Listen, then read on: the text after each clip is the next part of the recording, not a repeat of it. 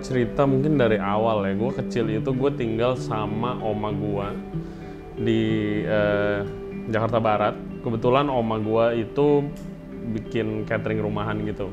Gue masak tiap hari, kasih cobain teman-teman sekolah gue. Terus abis lulus SMA, gue sekolah chef di Prancis. Nama sekolahnya itu Le Cordon Bleu. Habis dari sekolah itu gue kerja. Gue cukup beruntung untuk bisa keterima kerja di nama restorannya L'Atelier di Joël Robuchon. Terus habis itu balik ke Indonesia, gue pernah kerja, ya gue muter-muter, gue sempat kerja di Hotel Mulia waktu itu. Terus gue sempat buka private dining, buka catering, terus gue keluar negeri lagi, gue belajar selalu. Gue pernah ke Australia di restoran namanya Key. Terus habis itu gue pernah ke Denmark juga terakhir. Itu mungkin 3 tahun lalu gue kerja di salah satu restoran terbaik di dunia, namanya Noma restorannya. Habis itu gue buka restoran Fish di Jakarta, di Jalan Gunawarman.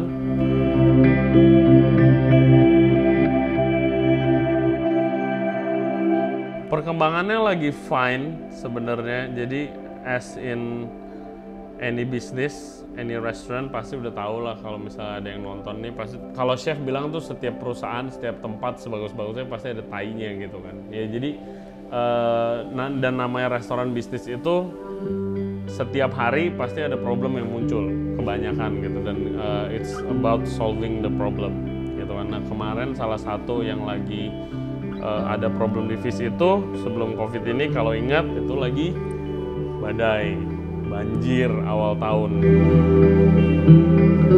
Waktu itu COVID kan sempat meledak di Senopati kan gara-gara ada satu gym tuh yang kena kan. Sehari sebelumnya itu kita lagi ada acara tiap sebulan sekali itu kita ada namanya Fish Me Up, itu ada acara pop up.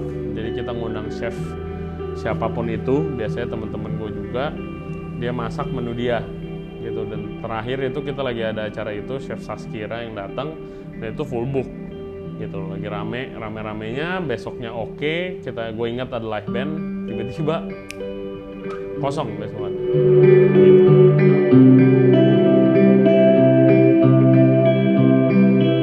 Jadi begitu besokannya kosong itu, terus kita tarik pengurangan bisa 75 to 80% pengurangannya gitu. Jadi dengan itu kita decide untuk tutup.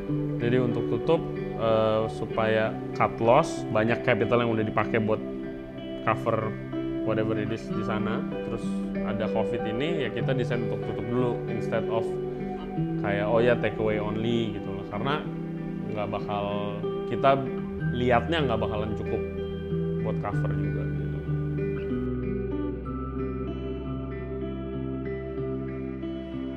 Oh gila kalau dari karyawan itu ya. Jadi jujur aja, ini waktu Fish itu kita nggak ada duit, even buat bayar gaji karyawan gitu. Bukannya nggak mau dan kayak di keep keuntungannya gitu ya, karena emang kurang.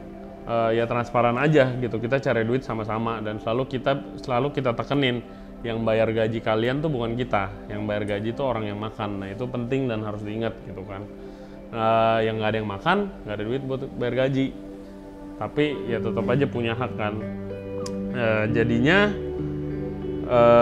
kita minta waktu, terus habis itu kita rembukan lagi. Akhirnya semua owner Fish itu injek duit dan kita bayar, dan kita bayar gajinya. Terus habis itu kebetulan ya udah tutup dulu kan Fish kan, jadinya kayak ya udah begitu aja, tapi ya sudah dibayar. Gua kapoknya itu gimana ya, gue tahu ini Fish ini restoran pertama gue jujur aja gitu, yang gue jadi chef dan jadi owner juga. Gua kapoknya I put everything di Fish waktu itu, kayak duit, karena itu udah dulu semangat banget gitu kan, kayak wah restoran pertama, semua chef pasti semangat. Terus kayak gua put majority saving gua di situ gitu lah. Itu salah. dari kalau misalnya sekarang gue udah bisa, gue udah lebih pinter, gue udah lebih tahu, jadi mestinya pada saat itu ada beberapa cara lain untuk dapetin investasinya, masa contohnya kayak gitu. Itu gue kapok. Tapi kalau kapok buka restoran, enggak sih.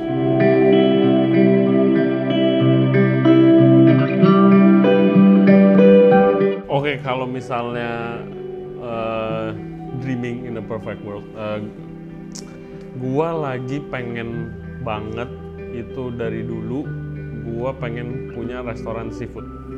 Terus menunya cuma ada 2. Ini Chinese seafood by the way, bukan seafood Indonesia bakar-bakaran.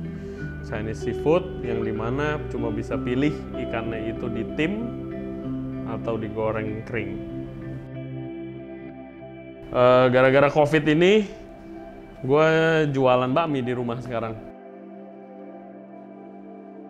Awalnya sih iseng-iseng sih, gue bikin namanya Wok from Home. Itu wok itu Chinese cooking pan yang buat masak tukang nasi goreng biasa. Nah Wok from Home kita mulai itu waktu PSBB minggu kedua lah. Gue iseng-iseng, gue jualan makanan yang gue suka makan basically di rumah.